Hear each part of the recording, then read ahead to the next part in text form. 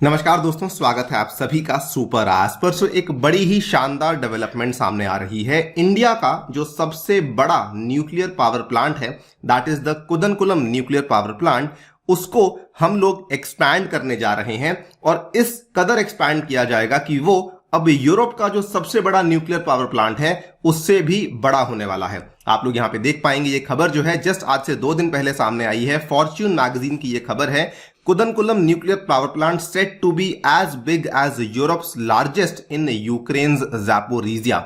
In fact इस expansion के बाद कुदनकुलम का जो प्लांट है, ये यूक्रेन वाले इस प्लांट को तो पछाड़ेगा ही पछाड़ेगा, साथ ही में दुनिया के top 10 largest nuclear power plants की श्रेणी में भी हम लोग शामिल हो जाएंगे। तो यही वाली खबर के बारे में हम लोग डिटेल में बात करेंगे और इसके लिए बाय द वे इंडिया जो गवर्नमेंट है, they are going to spend approximately 90,000 crore का खर्चा करने वाले हैं इस न्यूक्लियर पावर प्लांट की एक्सपेंशन के लिए। इसके बारे में बातचीत करेंगे और just recently Kudankulam power plant के रिएक्टर 5 को लेकर एक बड़ा प्रेशराइजर है जो कि भारत के दोस्त रशिया के द्वारा शिप किया गया है, इसके बारे में चर्चा भी करी जाएगी। आइए शुरू करते हैं दोस्तों मेरे साथ। मेरा नाम है अनिरुद्ध। यदि आप लोग इस लेक्चर की पीडीएफ को डाउनलोड करना चाहते हैं तो यहां पर दिए गए टेलीग्राम चैनल के माध्यम से ऐसा कर सकते हैं। ऑल्सो यदि आप लोग 2023 के प्रीलिम्स एग्जाम की तैयारी कर रहे हैं तो आपके लिए हम लोग एक करंट अफेयर्स का क्रैश कोर्स लेकर आए हैं, जिसमें कि पिछले 1 साल के सभी करंट अफेयर्स आपके लिए कवर करवाए जाएंगे।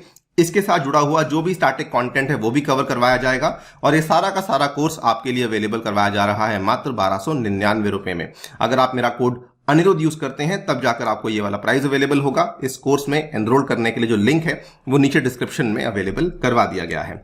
ऑल्सो आपके लिए एक डेडिकेटेड सीरीज है जो कि टेक्स्ट बुक ऐप पे हम लोग चला रहे हैं, स्पेसिफिकली फॉर द स्टूडेंट्स जो कि 2023 के एग्जाम में अपीयर कर रहे हैं। अगर आपने इस गवर्नमेंट स्कीम सीरीज में एनरोल नहीं किया है, टेक्स्ट बुक ऐप को डाउनलोड कीजिए और इस सीरीज में जल्दी से एनरोल कर लीजिए। ऑल राइट, तो कुदनकुलम न्यूक्लियर पावर प्लांट की बात करें तो ये इंडिया का लार्जेस्ट न्यूक्लियर पावर स्टेशन है, which is situated at Kudankulam in the Tirunelveli district of the southern Indian state of Tamil Nadu. इसकी हम लोग प्रिसाइज लोकेशन की बात करें तो आप लोग यहां पे देख सकते हैं, ये ब्लू कलर का जो डॉट है ये शो करता है इसकी प्रिसाइज लोकेशन। तो ये ऑलमोस्ट मतलब कि इंडिया के कोस्ट पे लोकेटेड है, ऑलमोस्ट हमारे सदर्न टिप के बहुत ही नजदीक हमें देखने को मिल जाता है।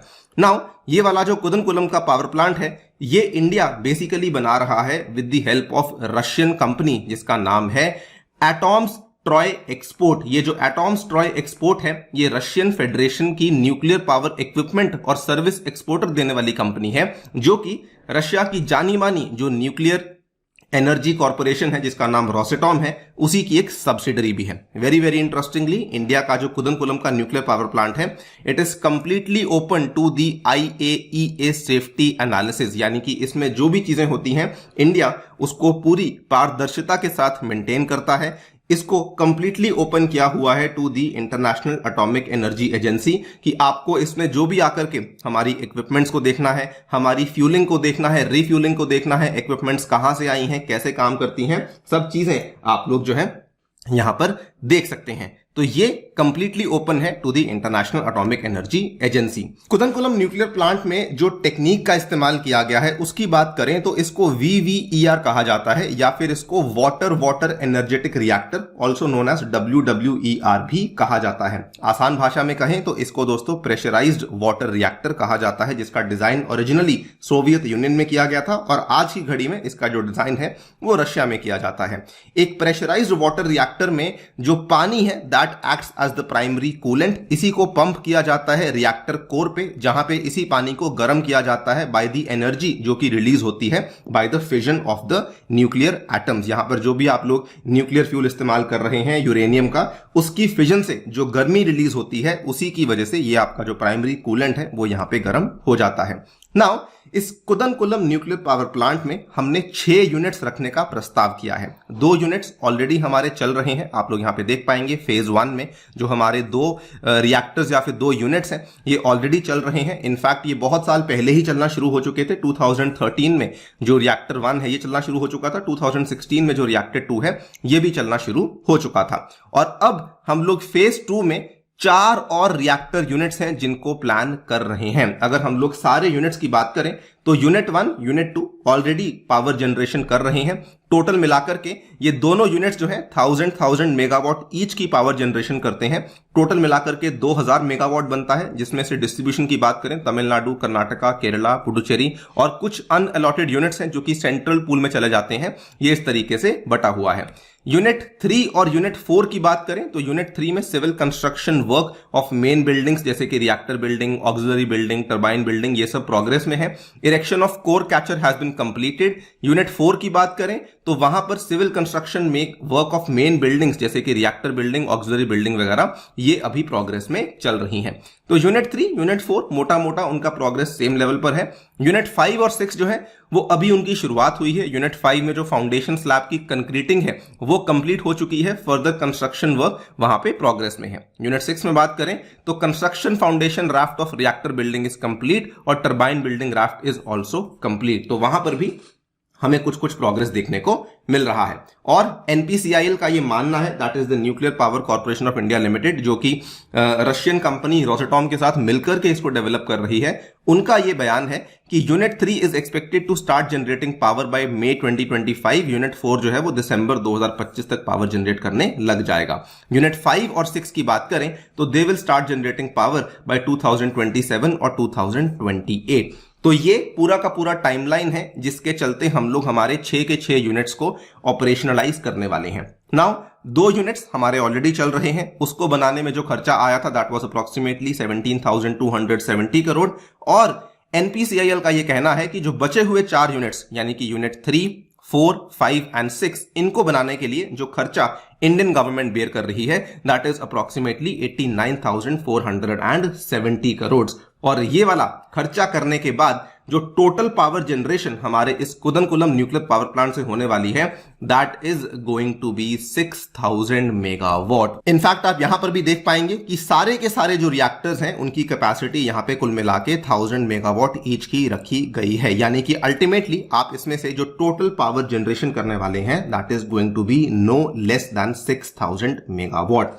नाउ अगर हम इसकी कंपैरिजन करते हैं with the Zaporizhzhia nuclear power plant, जो ज़ैपोरिज़िया न्यूक्लियर पावर प्लांट है ये आपको साउथ ईस्टर्न यूक्रेन में देखने को मिलता है। This is the largest nuclear power plant in entire Europe and also among the 10 largest nuclear power plants in the world. इस पावर प्लांट में भी आपको 6 pressurised light water nuclear reactors देखने को मिलते हैं, लेकिन इसमें जितने भी न्यूक्लियर रिएक्टर्स हैं हर न्यूक्लियर रिएक्टर की जो कैपेसिटी है दैट इज 950 मेगावाट, यानी कि टोटल आउटपुट जो है वो 5700 मेगावाट की होती है। नाउ इंडिया का जो कुदनकुलम है वो आने वाले 3-4 साल के अंदर अंदर 6000 मेगावाट बनाएगा और ये वाला जो पावर प्लांट था ये 5700 मेगावाट को ही बना रहा था। इसकी लोकेशन आप लोग यहाँ पे देख सकते हैं, ये यूक्रेन में आता है। This is the Crimean peninsula और ये आप देख सकते हैं दिस इज योर ब्लैक सी और इसकी लोकेशन जो है यहाँ कहीं पे हमें देखने को मिल जाती है। बाय द वे आपने सुना होगा कि ये वही वाला न्यूक्लियर पावर प्लांट है जिसको रशिया के द्वारा कैप्चर कर लिया गया था। तो it is under the Russian control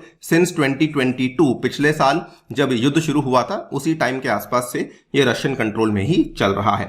तो वंस हम लोग जब हमारे सारे रिएक्टर्स को ऑपरेशनलाइज करवा देंगे तब हम लोग ज़ैपोरिज़िया को टक्कर दे रहे होंगे और हम लोग इसको इनफैक्ट एक्सीड कर चुके होंगे। हम लोग दुनिया के टॉप 10 न्यूक्लियर पावर प्लांट्स की श्रेणी में शामिल हो चुके होंगे।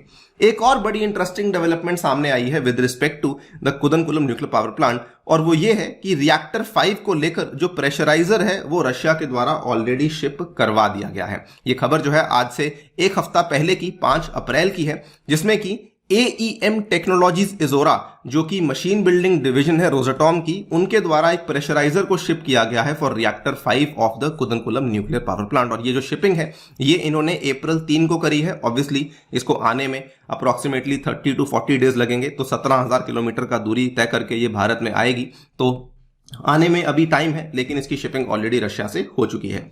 ये आप इसकी फोटोग्राफ यहां पे देख सकते हैं। This is a huge component. तो ये एक पूरा का पूरा रिएक्टर का प्रेशराइजर है जो कि भारत पहुंचने वाला है। इसकी अगर वेट की बात करें इट इज अप्रोक्सीमेटली 187.5 टन। ये प्राइमरी सर्किट इक्विपमेंट है of the VVER 1000 megawatt reactor and this is responsible for creating and maintaining pressure and coolant volume in the reactor। और ये जो इसकी लेंथ है दोस्तों ये 14 मीटर लंबा है, इसका डायमीटर ही 3.3 मीटर्स के आसपास का है। आप अगेन अंदाजा लगा सकते हैं कि ये कितना बड़ा कंपोनेंट है जो कि भारत में पहुंच रहा है। इतना ही नहीं, इंडिया और रशिया अपनी कनेक्टिविटी को भी इंप्रूव कर रहे हैं, जिसके चलते बहुत बड़ा फायदा हो सकता है कुदनकुलम न्यूक्लियर पावर प्लांट को। यहां पर आज से कुछ ही दिन पहले की बात है, इंडिया और रशिया ने एक ऑल्टरनेटिव सी रूट की डिस्कशन करी थी जिसका नाम था व्लादिवोस्तोक चेन्नई कॉरिडोर। ये वाली डेवलपमेंट अगेन देख पाएंगे 29 मार्च की है। और यहां पर ये सोच रहे हैं कि व्लादिवोस्तोक से चेन्नई तक का डायरेक्टली जो रास्ता है वो एक नया रास्ता बनाया जाएगा जो कि ईस्ट चाइना सी, साउथ चाइना सी और उसके बाद बे ऑफ बंगाल से होते हुए भारत में पहुंच जाएगा। और इसके चलते भी यही कहा जा रहा है कि अगर ये रास्ता बनने में आ जाता है तो इसका सबसे बड़ा एडवांटेज अगर किसी को होगा तो that is going to be the Kudankulam nuclear power plant, because जो भी डायरेक्टली सामान है वो चेन्नई पहुंच जाएगा, वहां से बड़ी इजीली कुदनकुलम तक पहुंचाया जा सकता है। इस रास्ते में जो समय लगता है that is only and only 12 days. अगर आप तुलना करें सुएज कैनाल के रास्ते से तो वहां पे 40 दिन लग जाते हैं, लेकिन इसमें केवल 12 दिन में आपका पूरा का पूरा सामान चेन्नई तक पहुंच सकता है। काफी कुछ हो रहा है। इंडिया और रशिया की जो दोस्ती है वो डेफिनेटली इंडिया के फेवर में काम कर रही है, काफी ज्यादा हमें फायदा हो रहा है, specially with respect to the nuclear power plant. बाकी आप लोग की क्या राय है हमें डेफिनेटली बताइए कमेंट सेक्शन में। जाने से पहले दोस्तों एक बार फिर से बताना चाहूंगा, यदि आप लोग मुझसे करंट अफेयर्स पढ़ना चाहते हैं तो आप लोग इस कोर्स में एनरोल कर सकते हैं, लिंक इसका डिस्क्रिप्शन में है। ध्यान रखिए अगर आप लोग मेरा कोड अनिरुद्ध यूज करते हैं तब जाकर के आपको यहाँ पे मैक्सिमम डिस्काउंट अवेलेबल करवाया जाएगा। Thank you so much for listening, stay tuned and stay